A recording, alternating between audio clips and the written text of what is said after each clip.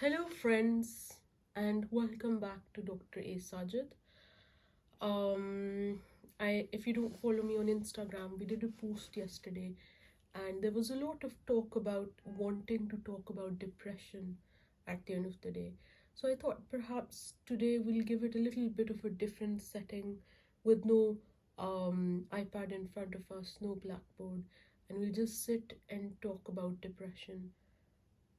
When I went through the voters, I noticed a lot of the people that were voting to read on the NICE guidelines for depression were themselves not doctors to begin with. So, this is going to be more of an approach to a depression patient rather than the NICE guidelines. And perhaps following this video onwards, we can make a few follow up videos on depression where we talk about the guidelines and we can talk about the drugs that we can use and how we can switch and monitor the response and the side effects in patients. If a little bit of an introduction about me, I'm a GP trainee here in the Northeast. In the last 6 months, I've been working in a clinic where I've been seeing patients day after day. And it was during the first month of my rotation over there that there was a receptionist who came back when I just sent out a patient once I was done with her. And I was going to get some water from the kitchen, and she met me midway in the hallway and she said, the last patient that you saw said that you were a very active listener and that she felt very, very heard. At that time I just said thank you. I shied away, ran to the kitchen, got myself some water. But when I came back and I finished off my clinic that day, after my last appointment, I spent 10 minutes going through that patient's notes. And I spent some time trying to reflect what did I do right in that conversation. And that conversation was regarding a very young 25-year-old who'd come in with low mood. And from that day onwards, in my schedule, I was getting about two mental health patients every single day: depression, anxiety, OCD, PTSD. They were all coming through. And when I reflected on that patient, I reflected the pros and the cons of what I remembered from that consultation. And I tried to pick up stuff that was generic but felt very personal every time I said it. And this was these are the few things that I'd like to discuss with you today. Um as much as I love medicine, the hardest part of being a doctor is the lack of active learning. If you are to learn, you're expected to learn while somebody's consulting. But not a lot of people sit down and talk you through it. A, because as professionals, we don't have the time in our 9 to 5 to come out and to take everybody through that process. And B, it just takes a lot of effort. And the whole point of this YouTube channel throughout the time is that every time I, as a learner, or I, as a trainee, learn from some consultant or a nurse practitioner, I come back and I communicate that to all of you so that before you guys go into your rotations, you already have somebody who's wanting to actively teach you rather than waiting for you to be taught passively. A few things that I jotted down during the 6 months in the clinic whilst I was working with a very nice guy. I made a big diary of all the things that I used to learn, and we'll go over those three things as well so that we can actively learn and touch upon those things. But let's start off with seeing so many depression patients. How did I start approaching them? Most of the times when they book in with you, I Most of the times it's quite obvious that you know that they've got depression. And the moment when a patient with a low mood, depression, anxiety, or a mental health disorder walks in, they wish to be heard more than to be told. In particular, now with the internet, they know what's right and what's wrong, and they know to what extent you'd need meds and to what extent you wouldn't need meds. So, as patients, they don't like being, you wouldn't like to just tell them, oh, these are the meds, and I hope they make you feel better. But they rather just want to be heard, and they wish to be given justification for every act that we want to take because of how the stigma of mental health and antidepressants and these medications are in the society. So, the first thing when they walk in terms of your communication, you sit back and you listen. Whatever questions that you have, either you keep them on your fingers. Okay, I'm going to ask this, I'm going to ask this, I'm going to ask this. But you don't interrupt. You let them talk and talk and talk for however long they want to talk. Within 1.5 minutes, they'll run out of things to say. And then you'll start noticing that even though they don't want to stop talking, they're finding it hard to find stuff to talk about. And that's where you start bringing in your questions. And as a clinician, if you were to ask 3 questions, you already have the diagnosis of depression in your mind. The first question being, how is your mood? If that's low. The second question, are you enjoying stuff that you used to enjoy before? And the third question, have you been sleeping well? Do you find it hard to switch off, or are you sleeping a bit too much? If you've asked these 3 questions and you've noticed that your patient is in that zone, then again you'd want to withdraw from the battlefield, step back, and let the patient talk. The first thing that I say to my patients when they talk about low mood, most of the times they just say, oh, I searched it up online, it sounds like depression, or that my friend had similar symptoms and she was classified as depression. So they know what they've gotten themselves into, and they know you're going to say that. And that's where you pick up the chance to make them feel better. Somebody who comes into a GP surgery with low mood comes in with a lot of guilt. They have the guilt that they're wasting the clinical practitioner's time. They have the guilt that they're wasting their partner's or their husband or wife's time. They feel that they've booked off, they've called off sick at work and put burden on their teammates whilst they shouldn't be. And that's all because of the mental health stigma around us.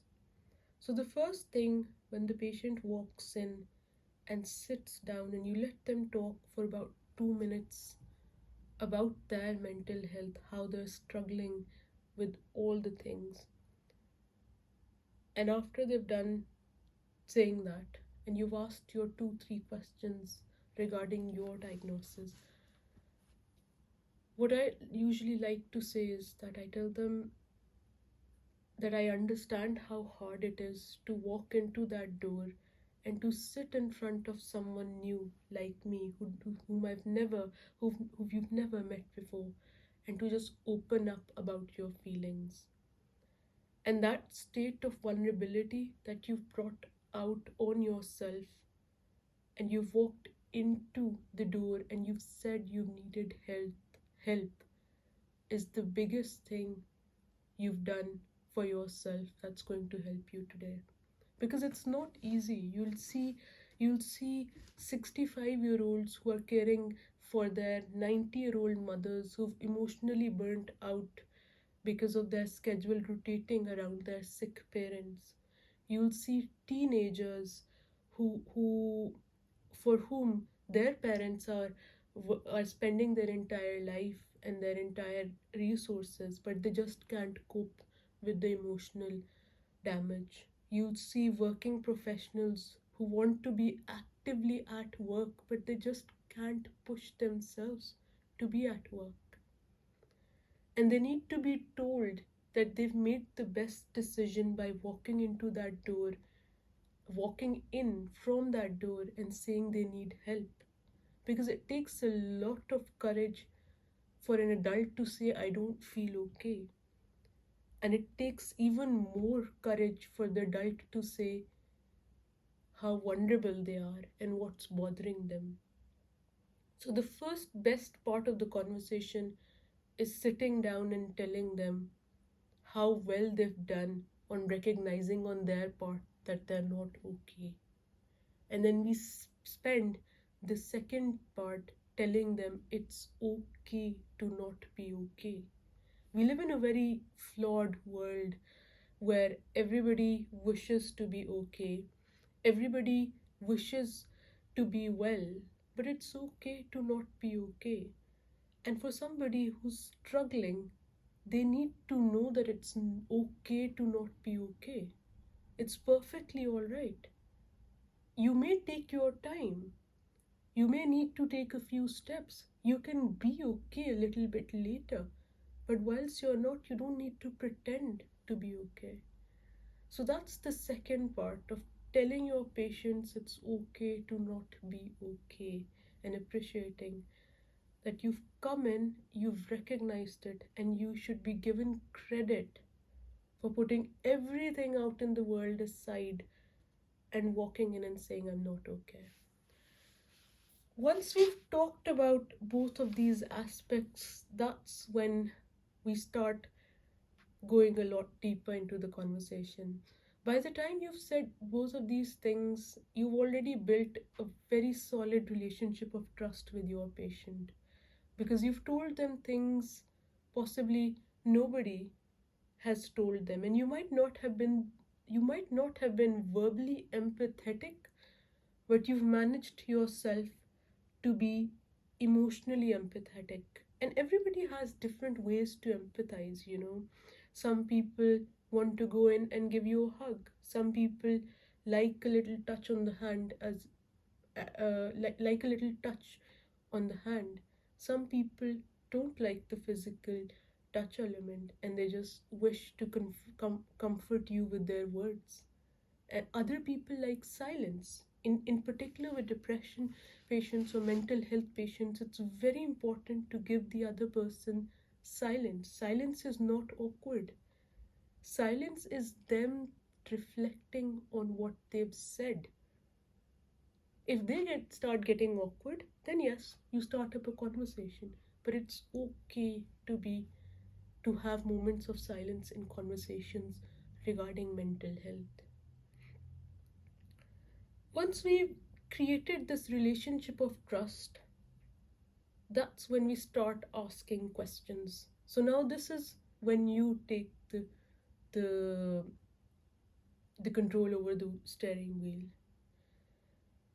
and you'll have questions. The first question that's very important in mental health is the trigger. And the question, as a doctor, you'll see various triggers. Some of them you won't be able to connect with, others you'll connect with emotionally a bit too much.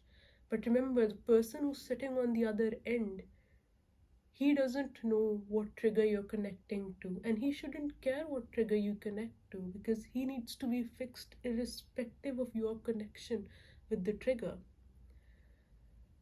So you'll see various kinds of triggers, and a lot of the conversation would be left on to the patient themselves, rather than you sitting on the doctor's seat thinking if the trigger is small or big. Ask the patient themselves.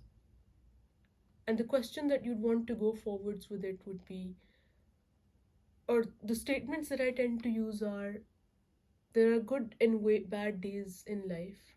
Whilst everybody wants to talk about the good days with cake cuttings and champagnes and flowers and parties, unfortunately, when we're in those sad times, everybody gets cringy, or they feel awkward talking about the lows in life.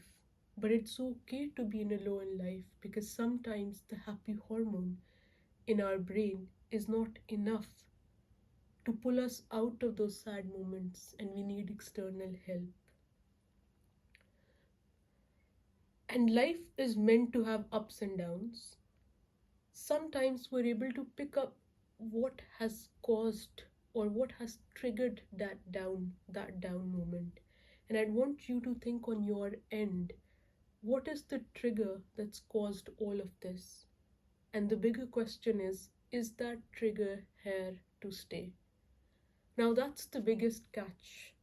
If you've got a short-term trigger, for example, um, if you've got a short illness in general, somebody who's come in with low mood after 6 days of their wife's demise, you would just want to sit back in your chair and listen to them, because it would be grief at the end of the day.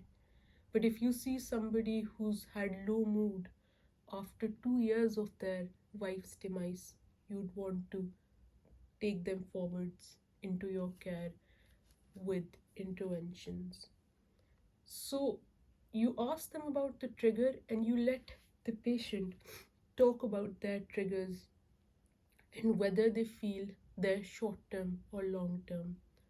Exams can be triggers, breakups, divorce can be triggers, um, financial losses can be triggers, the loss of their house, the loss of their mortgage, the loss of their job, break in a trust with from their parents, from their children, that could be a trigger. If the trigger is acute and it's not justifiable to start on meds, you just want to sit back and talk about stuff.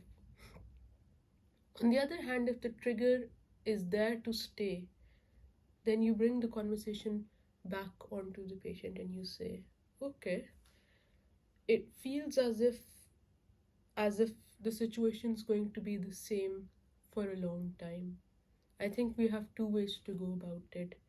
Either we can just sit back and see how things unveil, or we can decide to take some actions against it. If the patient wishes to take actions, then you'd want to go down the routes of two things. The first thing would be um, whether the first thing would be to clinically understanding whether they just need therapy or they need medications. If they need just therapy, then you tell them that sometimes opening up about your feelings to other people lets you reflect on stuff that you would otherwise hide in a corner and not think about. And sometimes for some people, it tends to help, and for a few other people, it doesn't tend to help. And the only way, if we can know that talking about what's bothering us will help or not, is to go forwards and to taste it ourselves. And then you bring in shared decision making. How does that sound to you? What do you think about it? Would you want to give it a shot? Would you want to give it a try? That way the patient doesn't feel they've been thrown into a solution. They feel that they're part of the decision making that the doctor has to take. And that's when they decide how they wish to go forwards with it.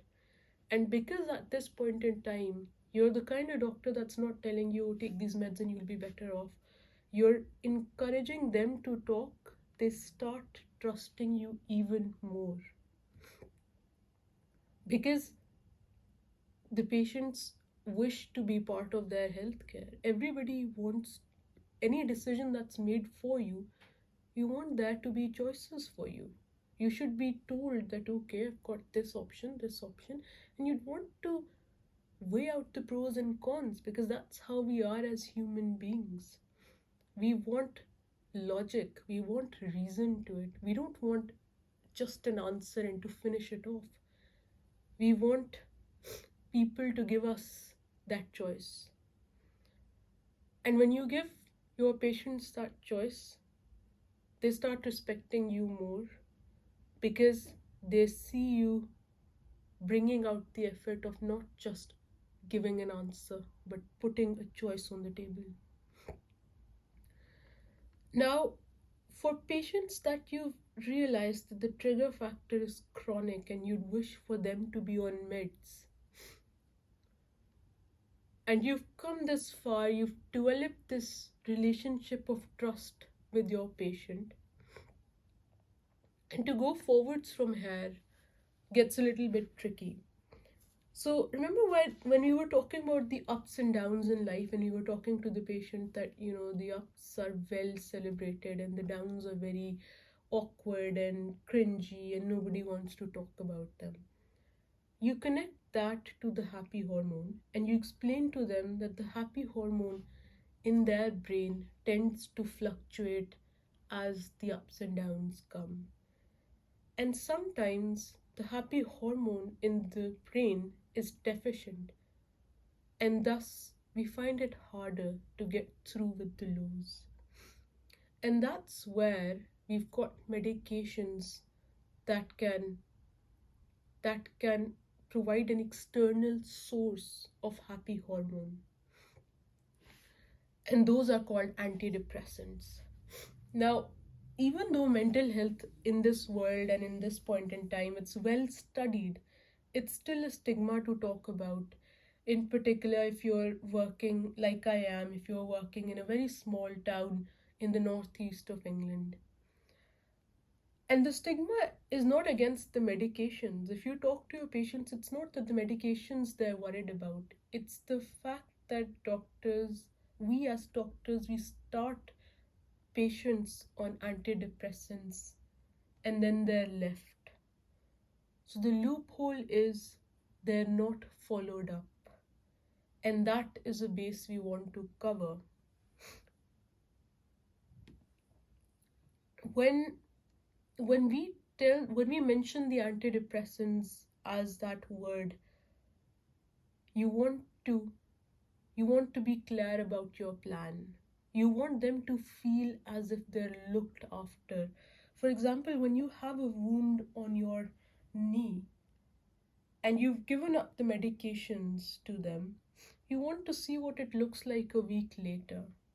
When you give them meds for diabetes, you want to follow up a few weeks later to see how they're doing or how well maintained their sugar is.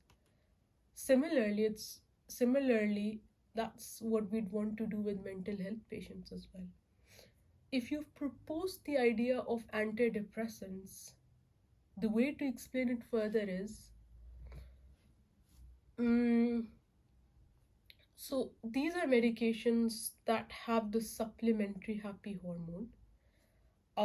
When we start taking them, initially the body gets a little intimidated, and in the first week and a half, the body feels as if the body is intimidated by this external happy hormone, and that's when it gets, for the lack of a better word, it gets crappy. So we tend to reach both extremes. Sometimes we become a bit too anxious, sometimes we become a bit too depressed, because the body is reacting to this external hormone and it doesn't know how to react against it. But after a week and a half, the body gives up and realizes that this external hormone is for my benefit, and that it will and that it helps me. And that's when things start getting better, and that's when things start changing. And it won't be very quick. It'll take its little time. but you'll start noticing the change then. These pills, they've been very well studied upon, and they're safe for the heart, the kidneys, the lungs. They do tend to have a few little side effects. Sometimes, if we talk about the side effects, they appear a bit more. Would you want to talk about them? And if the patient wants, you can talk about the side effects. And then you talk about the follow up. I understand that the antidepressants, they come with a stigma that they've often left on to patients, and I don't want you to feel that way. Let's meet again in about 4 weeks' time, and the agenda for that meeting after 4 weeks would go down three routes. The first route would be, if we've started taking this medication, we'll talk about the questions again and has it helped. If it's improved the mood and the sleep, then we'll continue the same medication at the same dose. The second agenda would be, and we'll talk about if it's produced any side effects. If it's improved the symptoms, but we'd wish for it to help a bit more, then we'd want to increase the medication to more. So, for example, if you started them on escitalopram 5 milligrams, you'd want to take it up to 10 milligrams. The third agenda for the meeting would be, if it's not helped at all and you feel there's no difference taking those meds, or if you're noticing side effects, that's when we change the medication. So that way the patient feels reassured. He knows what he wants to look into for the next 4 weeks. He knows what he wants to talk about after those 4 weeks, and we take it forwards from there.